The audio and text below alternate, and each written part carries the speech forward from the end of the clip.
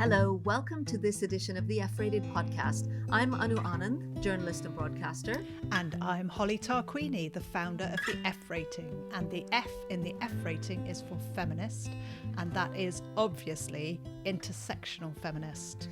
Now, Holly, by profession, today's episode really should be coming last because we're talking to a critic, and of course, their job starts when the movie actually hits the screens. Yes, but Helen O'Hara has also written a history of women in Hollywood.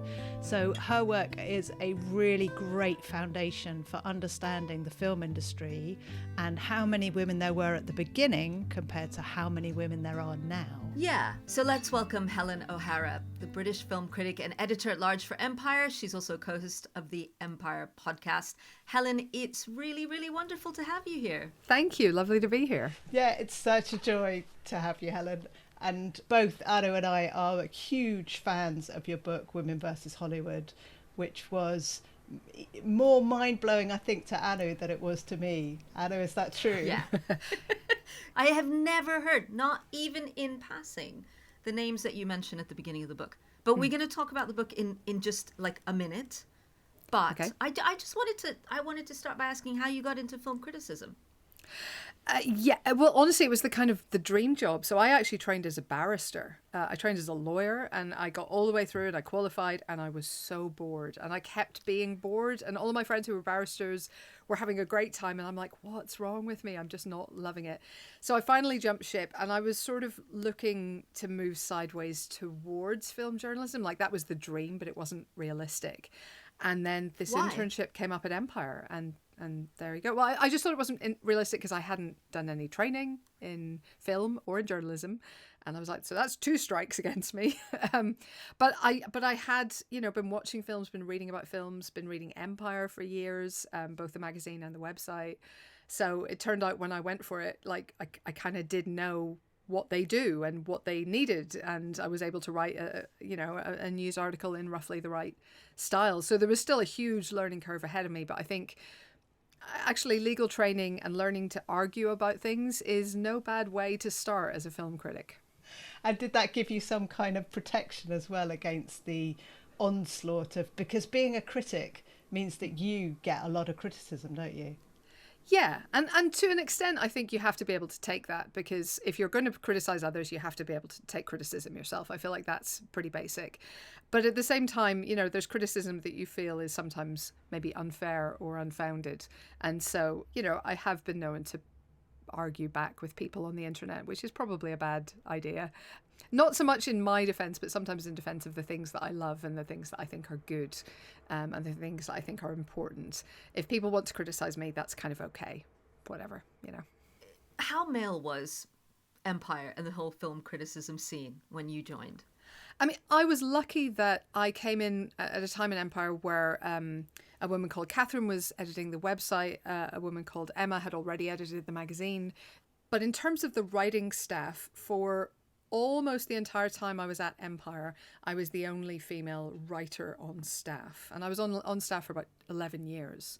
So for most of that time, I was the only female writer.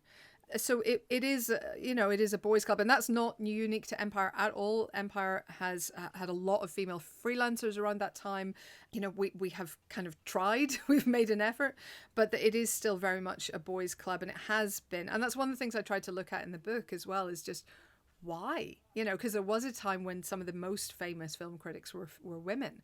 So how come the men kind of took that over as well? And I think there is that sense among some men that it is their thing, their club. I have had, readers say to me, essentially, you can't review this isn't for you, which I think is quite astonishing of a mainstream Hollywood film release, Yeah. But there is that perception, this is our thing, this is our sandpit, and we're going to play here, and, the girls really should be over there playing with something else. Again, obviously not all men, # not all critics, but there is that underlying sense sometimes that they are part of a boys' club and that you're sort of, being a bit of a nuisance trying to get into it. One of the things that I really love about you is that you love a lot of mainstream film, that you're not kind of... But you also love art house. And yes. Yeah, and smaller budget film.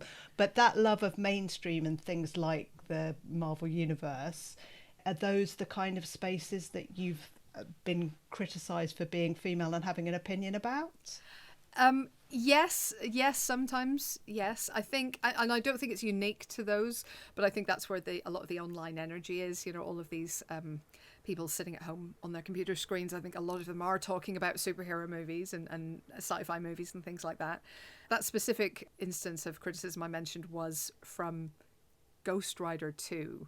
And I was like, I mean, not being funny, but I think I can handle Ghost Rider 2. You know, come on. But yeah, I think I've somewhat proved myself in terms of the Marvel films, just because I know them very well and I know the characters well. I get a lot of grief from DC readers because I think there is a perception. There's a perception that, first of all, it's us versus them in terms of DC and Marvel. And then if you're a woman on top of that, I think that kind of just magnifies some of the criticism you get. So let's talk about your amazing book, Women versus Hollywood, The Fall and Rise of Women in Film. Because, of course, I'm going to just inject, when you guys are talking about the fact that you're criticized for having an agenda and, I mean, my goodness, when you read this book, there's been an agenda all along, and it's not your agenda. It's quite a historic misogynist agenda. Yeah.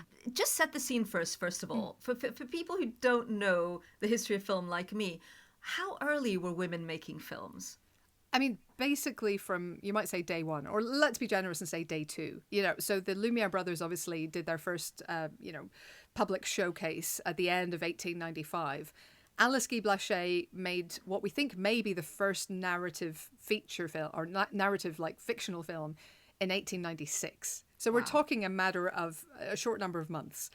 And she then, got the bug and she started making lots and lots of little short films for Gaumont, where she worked and was head of production there for, 10 years or something.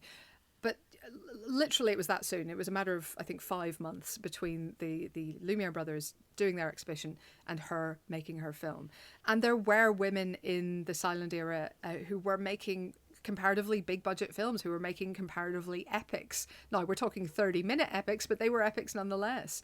In those early, literally the first decade of the 1900s. By the second decade, you had someone like Lois Weber, who was the second highest paid director in all of Hollywood. Not the second highest paid woman, the second highest paid director. And we're still not back at that level 100 years later. What happened to those women? I mean, that's what I was, reading your book, just going, you have several other names. Ida Lupino, Dorothy Arzner. I've never heard these names. I've heard the Lumiere brothers. I've heard Cecil B. DeMille. I've heard all of those names.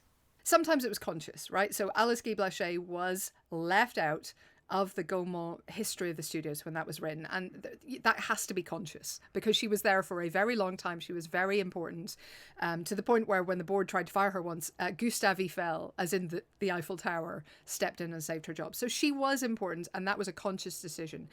But I think there was also an unconscious bias. There was an attempt by Hollywood to essentially forget about the silent era entirely and treat it like they just didn't want to talk about it. It was embarrassing for everyone that there had been these, slightly shonky, sometimes, jerky, black and white, silent movies. And, there was no need to dwell on that part of history. It was like the real history began with the studios, as far as a lot of Hollywood was concerned. And by the time the studios came in and by the time filmmaking became this huge business, women were pushed out because when investors start getting involved with big money, they didn't want to invest in women. And the women who survived into the late silent and early sound era were mostly the ones with husbands who could pretend they were essentially a directing team and who could hide behind their husbands a little bit. They would still do the work, but the husbands would be someone that the investor could deal with, so he didn't have to be seen dealing with a woman. It's so depressing, isn't it? Yeah. And there's that really amazing bit of footage of Alice Guy Blaché talking to Gomez and saying, "Why did you leave me out?" And he has no answer. No. There's actual footage of that. There's actual footage of her asking him, and she asks him in such a. She's not a kind of asking in an angry, strident way. She's just asking in a really hurt, kind of fundamentally not understanding, why would you do that? And he doesn't understand why he excluded her. Yeah, it's really upsetting. Once money and big bucks got involved, the women disappeared into the edit suite and behind the scenes where there was less ego. And also with the auteurs, that once you've got this kind of mythology of the white man that's leading everybody as though it's not a completely kind of collaborative venture, that the women get squeezed out. I mean, look, the director didn't become the figure immediately, but it did take a bit of time for that to kind of become the accepted wisdom. And yes, that absolutely screwed women, frankly. That was a real nail in the coffin, because if the director is the single artistic genius in charge of your film, well, come on, that doesn't that image does not conjure women, does it? There are no great women artists, and all these kind of myths come back into it. But I think you're absolutely right. It's the money. It's the money that drove women out. It wasn't sound. They were mostly gone before sound came along. It was when film became longer and more expensive and needed more money, and the investors just wouldn't give it to these female filmmakers. I mean, I just have to throw in some facts from your book because these really stuck in my head. So if anybody doesn't know this history, there were 8 female directors, you write in the book, in 1917. 8 major female directors working for Universal. In 2017, there was 1. Yep. I mean, that's astonishing. That tells you everything you need to know. 50% of silent films were directed or edited or written or starred women. And it was 1974. This is really astonishing because I was born in 1973. It was in 1974 that women could get a loan without a man. Yeah. 1974. So when you talk about the money, that's really it. And we've seen this in other areas where something goes from being a cottage industry to being a big industry, and suddenly it ceases to be something that women do. We saw it with weaving, we saw it with whiskey, I believe. It's happened before. We have to make sure it never happens again, but it does keep happening. It's computer programming. When computer programming was seen as just a mechanical task, women were doing it and doing it very well. And then suddenly they realized that there was a lot of power there, so men took it back. It's just so frustrating because Hollywood was a brand new industry at a time when, suffrage was an issue and women were pushing forward so much. And there were women directors who did make it work for, 20, 30 years.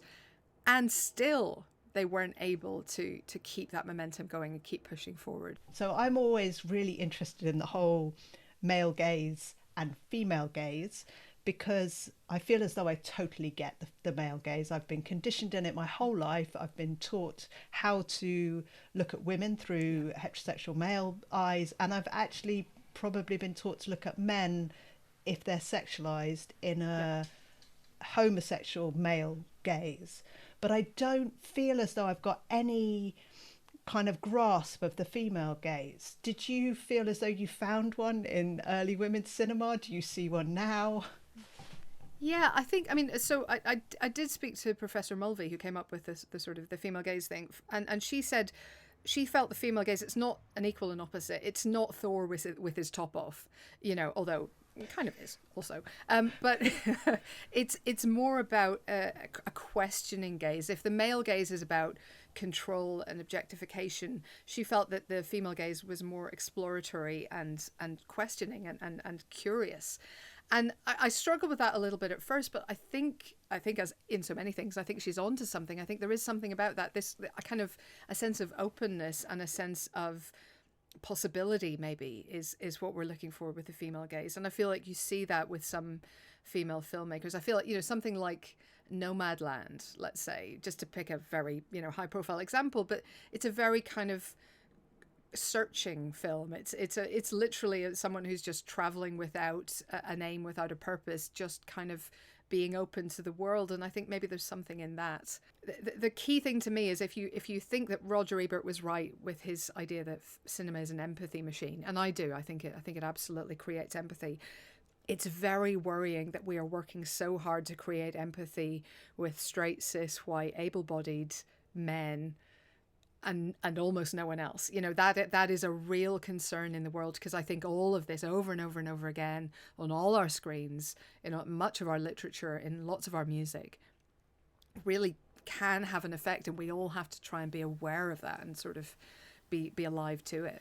The evidence in your book through the decades of the way that Hollywood and the studios control women, their appearance, their sexuality, whether or not they bear children, right through to the 80s and 90s, where you have all the adventure films and the whole idea of franchises. And, you know, you got to have just an idea that sells right across the world. And that tends to come from lots of work that's already been created by men.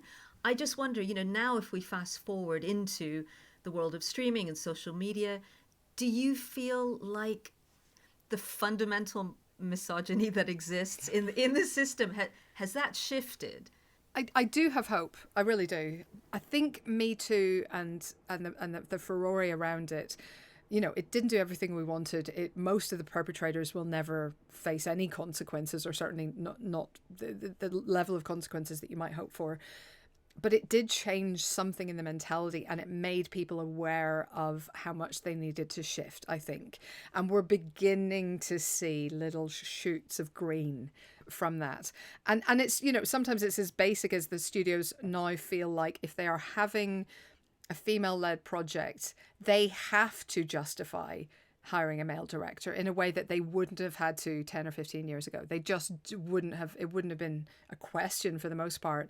And anyone who did complain would have been dismissed. I think now there's so much noise on social media that is something that they would really have to justify hard.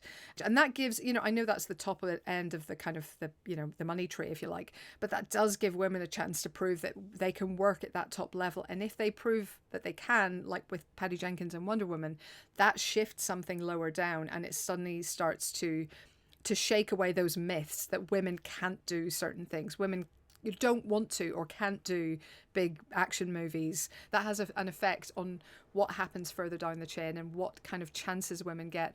We're also seeing women who do have power really consciously using that in, again, a way they might not have done in the past. You've got, you know, the incredible work done by Ava DuVernay with Queen Sugar. You've got the incredible work done by Shonda Rhimes, just giving so many women, and especially women of colour, their first opportunity to direct high-profile stuff, which they then have on their CV and they can hopefully use to leap forward. And that just wasn't necessarily happening before in the same way. But we have to keep the pressure up, and we have to keep talking about it, and we have to keep making noise because, you know, as we've just seen in the Supreme Court, eternal vigilance is the price of progress. If we don't stay vigilant, the progress will just evaporate or even go backwards. Yeah. We're recording this just after the overturning of Roe versus Wade. Yeah. Yeah, and that fear of things going backwards as retaliation for forwards motion, which is what feels as though is going on at the moment, is kind of, actually, women, you've had it too good and you've been able to have it all for far too long, and now we need to take that rug away. And there is the terrifying radicalisation of boys in schools at the moment that's going on, completely unpoliced, unacknowledged, and often, sorry, I'm getting on my high horse now, but yeah, often facilitated by mothers who, I have conversations with mothers saying, oh, they're teaching my son that he can't have sexual feelings because they're teaching him about consent, and he's thinking that he's a sexual predator, but he's just my little boy. And none of the conversation of, well, a lot of them are going to be, or are, when you look at the statistics. So somebody's little boy's out there. But Holly, you're not on your high horse. I mean, Helen, what I loved about your book is just all the evidence that you say right at the beginning. Yeah. I'm not looking even at world cinema. You know, there were amazing women all over the world. And you talk through the book about amazing non-white women and, you know, others who were trailblazers. And I didn't know they existed. That was very much a conscious effort. The last thing I wanted to do was a book of sort of quote unquote white feminism, you know, and I was very conscious that I had to focus on Hollywood because I was already going crazy at the idea of just doing 120 years of cinema history and feeling wildly unqualified. And the idea of bringing in the whole world was impossible. But yes, Hollywood is by no means at the forefront of including women in cinema. Very, very much the opposite. And I just wanted to sort of make that clear at the beginning. I'm this hashtag not all cinemas, you know, not all movie industries, because some are better, not all, but some are better and have a better sort of history. And yeah, in terms of, you know, just seeking out the stories of women of color, of gay women, of trans women, it just felt really important to me because again, they were there, and the problem is not that they weren't trying. The problem is that they couldn't get their foot in the door, and it was really amazing to find how many people kind of, because they must have known that at the time. They must have known how difficult it was going to be, but it was amazing how many were still trying and were still really working at that.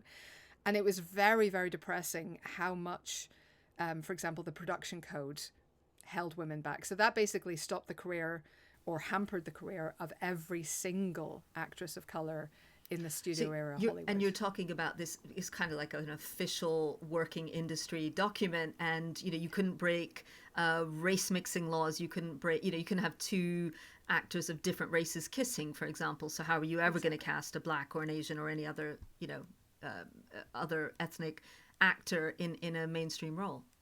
Exactly, because you weren't going to cast two, were you, and have a love story? That's too niche, way too niche. Too niche.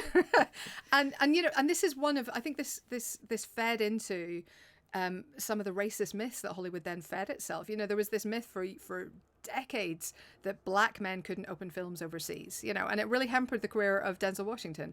And then Will Smith comes along, and it turns out it was never true to begin with. There was this myth that people didn't want to see a superheroine, and then Wonder Woman comes along, and it turns out it was just that they'd made bad ones before. There was a myth that they wouldn't go and see a black superhero in a leading role, and then Black Panther comes along and makes $1 billion at the box office. But it's all of these myths that had become ingrained in Hollywood and ingrained in the thinking of studio execs, of advertising, of marketing, of everybody, because they'd never really tested them. And when they had tested them, they'd done so inauthentically that, of course, they hadn't been embraced by their target audience or the wider world. So yeah, but it's so frustrating over and over again. And a lot of it goes back to the production code, because, as you say, it absolutely banned interracial romance, and that just cut out the opportunities for almost every actress out there, apart from the ones cast in terribly stereotypical maid roles and as mammies and things like that. And one thing that you say in your book, which I think is so true, is that we forget how much all of those stories and images create our own beliefs. So I grew up watching old films, and the thing that really got me was black and white movies where the lead male grabs quite aggressively the female and then makes her kiss him, and she struggles for a bit and then she gives in. And you think, is it that being made to kiss someone is somehow that's attractive, because it doesn't feel as though it's right, but you're still kind of believing that is a fundamental truth. Yeah, and there's so much discussion nowadays, which I think is very healthy in a lot of ways, about how when you watch like 90s rom-coms, it's like, are these people all stalkers? They all seem to be stalking each other. This is making me very uncomfortable. And look, I still love those films, and I have to sort of suspend disbelief. And it can obviously have a very corrosive effect. So I feel like you have to be able to compartmentalize those films to still enjoy them, as you have to do with so much of old Hollywood. I have a soft spot for Gone with the Wind based purely on the fact that my name is O'Hara, and so is Scarlett's. But it's appalling. It is objectively an appalling film in its racism, in its depiction of the South, and it makes me very uncomfortable to actually watch it. So Helen, how do you straddle those two objectives now in modern film criticism? Because you know the history, you know how many people have been kept out. In the book, you talk about all these different tests. We've talked about the Bechdel test, Bechdel-Wallace. But you talk about all these, I didn't even know they existed. The Smurfette test, there were several others. Sexy lamp test. Sexy lamp test. That was a very good one. Yeah, that was. And of course the F rating, yes, which is exactly. Very important. But I mean, how do you kind of look at, you're looking at a film, you want to say to people how good or whether you liked it or not, but also like its worth. How do you judge that? I just think you have to be honest about it. I think you have to discuss this stuff. And if I feel like, I can say I still enjoyed a thing with its flaws, and maybe that makes me a bad person in some ways or an uncommitted ally in some ways. But I try to be honest about the fact that I really enjoyed this, but I thought that. So what was like Top Gun Maverick? I thought it was a freaking magnificent action blockbuster. As action blockbusters go, it doesn't get much better than that. But I do feel like the black characters were mostly reduced to supportive friend. And, maybe if you'd swapped the casting and made the sort of the Iceman character, the new equivalent to Iceman, Hangman, a black man, maybe that would have been more interesting. And maybe they didn't want to because they didn't want, essentially to make a black guy the bad guy to an extent. But, maybe there was an argument for that. So I feel like you say that stuff, but there's still a very long way to go in terms of the quality of roles, the percentage of roles, the outspokenness. And I mean, don't even get me started on, LGBT people lag behind that conversation, and people with disabilities lag even further back, because that conversation, I feel, has barely begun in Hollywood and is really, really lagging behind. And I think it is another one that we really need to have a conversation about, because you've had, 35 actors win Oscars for playing someone with a disability, and I think 2 of them had a disability. That's not a great ratio. Oh wait, no, it would have changed now thanks to CODA, so that would be 3 who had a disability. I correct myself. Even so, a very, very bad percentage. Yeah. So I'm interested in the other way round as well. So I was raving to my family about Power of the Dog, and my daughter, who's 17 and a huge film fan, watched it and then came back to me and said, "Mum, do you think if that had been directed by a man, you would have just hated it?" And I was like, oh my God. Oh, that's yes. a really good question. It is, yeah. I think there is this fear, isn't there, of sort of grading on a curve when you look at a women's thing, because I have the same thing. I want to support female filmmakers. I want to support women's cinema. They've lacked support for so long. I want that to be part of what I do. But at the same time, as a critic, you owe it to your readers or your listeners, or whatever way you're doing it, to be as honest as possible and to be as straightforward as possible. I don't know what the answer is. I think all you can do is try and be awake to the possibility and act accordingly. Well, I mean, I felt a little bit that way, Holly. Miss Marvel is the sensation now in our household, and like I'm not on Twitter that much, but I had to get on the other day and go, oh my God, my children were just able to watch Partition on television, and yet there's some parts of it I like and some parts where I'm like, what is that? But the point in your book and all of this and this podcast is, you gotta let others fail too, and you gotta let them make not so great movies too. And you talk about it, the penalty for non-white male directors or content makers is much harsher. Historically, women have gone to essentially movie jail for a lot less than men. It's interesting, actually. I was just reading the Mike Nichols book by, is it Mark Harris, which is a phenomenal biography. If you haven't read it, highly, highly recommend it. But it was fascinating because he is seen as one of the great directors, and he had enormous hits during his career, like The Graduate and Who's Afraid of Virginia Woolf and the like. But he also had enormous flops, just embarrassing flops that no one talks about. And yet his partner, Elaine May, who had come up with him, and one of the few women who was acknowledged in the 70s as a genius, she had one flop and that was it. She was out the door. She was considered untouchable, And so I feel like even in 2 cases of one comedy duo, there's a really interesting portrayal of who gets to fail and who doesn't. We need to allow Patty Jenkins a Wonder Woman 1984 and say, look, it wasn't as good. I'm sorry, it just wasn't. And still have her get to make her Star Wars movie or whatever it is, or Cleopatra or whatever it is that she's doing next. It's really important that she gets the chance to go, all right, I'll show you next time. This is going to be ace.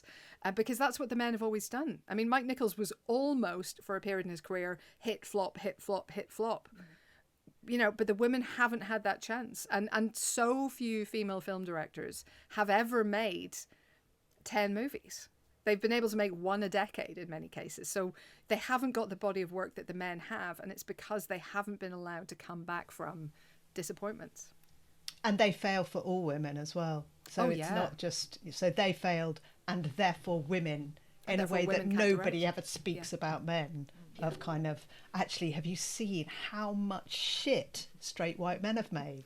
Like the volume of it is astronomical. And if you're going to argue that if you make shit, you can't make any more, then the argument is never let straight white men make any more movies at all. Exactly. They've had their chance. Yeah. So, Helen, moving away from the kind of actual filmmaking world and just focusing again on the world of critics, because, critics have a lot of power. I mean, you signal to all of us, what we should and shouldn't be watching. How far does that world need to go? I mean, there are some women, but the names, the main names are still white men. Mm-hmm. And when I Googled it, I see no non-white faces. Now, I don't know the entire galaxy of critics, but I don't see that much diversity, basically. Yeah, it's beginning to change. I think it's got actually, if anything, further to go in some ways than some of the other jobs in Hollywood, and certainly than stardom, the most visible jobs. We've certainly begun to make a real effort in Empire over the last 10 years, certainly the last 5 years. I have great colleagues like Amon Warman, who's a black critic who's still young but coming up brilliantly. And we are kind of reaching out and trying to improve the situation and trying to make a conscious effort and not just assume that people will turn up on our doorstep. It's kind of fully formed. And I think that's been the way. I know the London Film Critics Circle, we've had a diversity committee that has been working over the last couple of years and trying to find everybody that's out there and make sure, they're being supported and they're being encouraged and they're being welcomed into the fold. And I'm just frustrated for all the people who should be late in their careers and have just never had the chance to develop in the way that they should have done. But yeah, the numbers are appalling. I'm not going to lie. They're absolutely appalling. They're coming from a place of, it feels like in this country less than 5%. And so it's taking a long time to get up to a reasonable level of, diversity. I know that there are films, smaller budget films that critics have really made. Like, I don't think Bait would have got the attention if Mark Kermode hadn't really got behind it and championed it. Yeah, this is a topic of real discussion in these days. Are critics actually important? And you see all of these people kind of crowing that, critics all hated Transformers 5, but it got $1.5 billion at the box office. But I think it is often the case that critics are important for the smaller films and for championing those. That is where critics can really make a difference. And I think, yes, the lack of diversity in criticism is conducive to missing the importance of lots of films made by people who aren't straight, white, cis, able-bodied men, like many of the critics. And so historically, female films have been dismissed as lighter or fluffier simply because they're about women. And that is a problem. That is a problem. Unless men are making a conscious effort, they're simply not used to having to put themselves in other people's shoes in that way. And so they genuinely struggle. It's not a conscious thing, it's not a malicious thing, but they genuinely don't connect with a lot of these protagonists who don't look like them. And there is research showing that, films about or by women get harsher reviews from male critics. And when male critics make up 2/3 or more of the critics available, that is a problem for those films. So again, that's something that men, I think, have been thinking about, have been confronting, have beginning to deal with in the last few years. And I think that is making a difference in some of the raves that some of these films get. And I think that's a good thing and will hopefully change things going forward. I hope in this podcast we're also showcasing a lot of films, a lot of amazing films that are made by women or directed by women, written by women. But is there a couple that you would want to shout out to, if you haven't seen them, either from the very early era or more recently, that you really feel that if you've missed them, you've really missed something amazing? Well, from the early era, I would say Shoes by Lois Weber is really worth a look, because it's a very socially conscious campaigning kind of piece of cinema, and it's really fascinating to see that 100 years ago. And recently, look, I would say that Booksmart has my whole heart. I just loved it. I actually was angry watching it that my best friend from school wasn't with me. Now, we're not like the woman in the film particularly. Neither of us is gay. We didn't fail to party during school. But I wanted her there because I felt like this is us. This is our dynamic. This is our friendship. This is women's lives as I recognize them on the screen in a way that I don't often see. And I think it's that shock of recognition that we have that men get all the time and they don't even know it. And we are denied so much. So when it comes with something like that, it's so powerful. So yeah, Booksmart, if you haven't seen it, and I'm sure you have if you're listening to this podcast. Have you not? Well, I haven't seen either. I haven't seen either. Oh, you are in for such a treat. No, this is why I do this podcast. I know nothing about film, but oh my God, I get the best recommendations ever. Helen O'Hara, thank you so much for joining us. The book, if you haven't read it, along with those films, if you haven't read this book, please read it. Women versus Hollywood, The Fall and Rise of Women in Film. Thank you. Thank you, Helen. So we're not doing this for any financial gain. We're doing this to support women in film. I'm sure you want to support women in film as well. And the easiest way you can do that is to like, subscribe, follow this podcast, and do please share it with as many people as you possibly can. Yeah, and next time, woo! Our first director, Sarah Gavron, and I promise you the two films that we talk about, life-changing, Rocks and Suffragette. So please, please tune in next time to hear from director Sarah Gavron. Thanks very much for listening.